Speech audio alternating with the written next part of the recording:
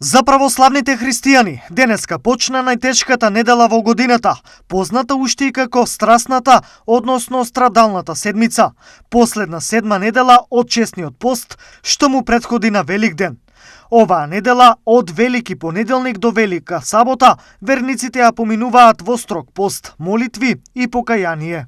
Воздржувајќи се од храната телесна, ние телото го ослабнуваме, не го уништуваме, го ослабнуваме телото и не му дозволуваме да прави оние што си ги работи што телото сака да ги прави, блудни работи, блудни мисли и така натаму, а воздржувајќи го умот со телесниот пост, пак внимаваме на помислите, на желбите и на нашиот однос према нашите браќа. Но и овие денови ќе засилуваме веќе и молитвата, уште посилно, уште поусредна за да го чекаме воскресението Христово, бидејќи постот и молитвата одат заедно, тоа се крилата која носат душата во Царството Небесно. Што за христијанските верници значи страдалната недела? Ни за ти ништо, само ни лоши работи, ни љубов, ништо.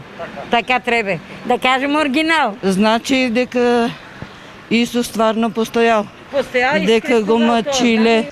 Денеска на Велики понеделник црквата потсетува на старозаветниот Јосиф.